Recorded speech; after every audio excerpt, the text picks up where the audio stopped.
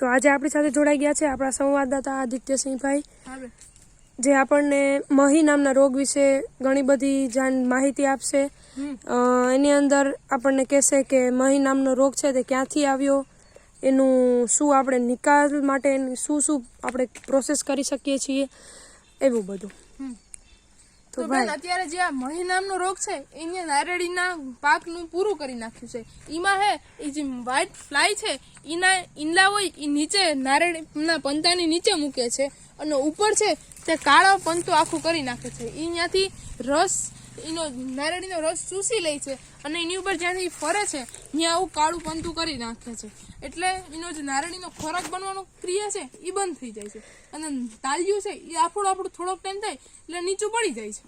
બરાબર. એટલે આવી રીતના જે આખી નારેડીઓ છે તે તાલિયા ઓછા થતા જાય છે અને ખાલી ગુઠા જેવી નારેડી થઈ જાય છે. આપણે આપણી ઓલીમાં તળપદી ભાષામાં જણાવીએ તો તમે આના માટે શું અત્યાર સુધીમાં એના માટે નિકાલ અથવા તો નિકાલ માટેની જે પ્રોસેસ છે તે તમે કરેલી છે? અરે બેન, આના માટે તો અમે ઘણું કરી ગયેલ છે, કઈ બાકી ન કહેવાય એ રીતના. આને પહેલા માટે અમે આપણે જે 1000 લીટરના ટાંકા આવે એ છટાવી ગયેલ છે. એની હું તમને આગલા વિડીયોમાં ડિટેલ્સ આપી કે ટાંકો કેટલામાં થાય ની બધી.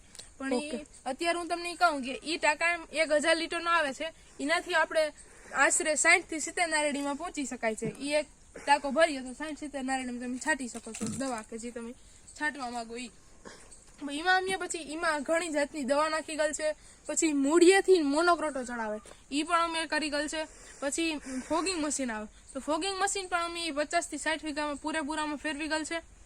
ફોગિંગ મશીનમાં ભાઈ કઈ રીતના શું આપણે એમાં કરી શકીએ અને એમાં શું હોય છે ટૂંકમાં? એમાં હે ને બેન, એ ટૂંકમાં ધવાળા જ કરવાનું કામ કરે છે. એમાં ડીઝલ અને પેટ્રોલ નાખી ને એનો ધવાળો થાય. પછી પાણી ભેગું આપણે દવા નાખી દેવાની. આપણી જે DDVP કે આપણે જનરલ જે દવા નાખતા હોય એ નાખી દેવાની. એટલે એનાથી સફેદ માખી છે એ 100% મરી જાય છે.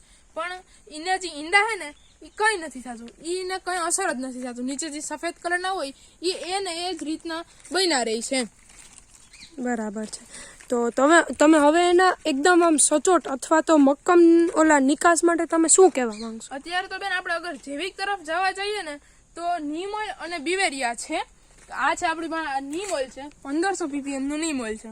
આ આપણે 1000 લીટરનો જે ટાંકો હોય એમાં 2 થી 3 લીટર નાખવાનું છે, 1500 ppm નું હોય તો. ને આ છે બિવેરિયા બેસિયાના. આ આપણે 1000 લીટરના ટાંકામાં છે ને આશરે 1 લીટર થી 1.5 લીટર જેટલું નાખી શકીએ છીએ. બરાબર. એટલે ઓર્ગેનિક રીતથી જ આપણે આ જે આપણું ઓર્ગેનિક રીતના. અને આનું હું તમને ભાવ જણાવી દઉં તો આશરે તમને 1 લીટર 400 થી 600 રૂપિયા સુધીનું મળી શકે છે. આ તમને અંદાજે 400 થી 500 બિવેરિયા તમને મળી જાય, 500 થી 400 રૂપિયામાં 1 લીટરના. બરાબર છે. આના માટે મેં એક બીજો પ્રયોગ પણ કરી ગયેલ છે. એનું નામ છે યેલો સ્ટીકી પેડ. ઈ હે તમારે નારેડીમાં વચ્ચે લગાડી દેવાનું હોય ને એમાં પછી મહી આવીને ચોટી જાય છે. એનું આખું હું તમને બીજા વિડીયોમાં આખી માહિતી એનો ભાવથી લઈને ક્યાંથી તમે મગાવી શકો એ બધી તમને જણાવી દઈ. તો આદિત્યભાઈ, અત્યારે તમે આ ખેડૂતોને આ શું કહેવાય કે આ મહાકાળમાંથી બહાર આવવા માટેની તમે શું સલાહ આપવા માંગો છો? અત્યારે તો એમ જ કહી કે તમે આ બિવેરિયા અને નીમ ઓઇલનો છંટકાવ 15 દિવસથી લઈને 1 મહિનામાં સુધીમાં ચાલુ જ રાખો અને લગાતાર અંતરાલ ઉપર અને છાંટતા રહો. આના બિવેરિયા છે એ સફેદ માખીના ઈંડા જે અંદર હોય એને ખાઈ જાય છે અને આપણે જે નીમ ઓઇલ છે એ જે માખી હોય ને એને મારી નાખે છે. એટલે આ બે એનું કોમ્બિનેશન છે. એ ટૂંકમાં નારેડીમાં ઈંડા અને સફેદ માખીને પૂરી તરીકે છે ડિસ્ટ્રોય કરને કે લીએ કાફી. તો આપણને જે પ્રમાણે આદિત્યભાઈ કીધું તે પ્રમાણે આપણે આ વ્હાઇટ ફ્લાય છે જે તે જોઈ શકીએ છીએ. અહીંયા આપણે જોઈ શકીએ છીએ કે વ્હાઇટ ફ્લાય છે અને આખા નારેડીના પાકને બગાડી દીધો છે.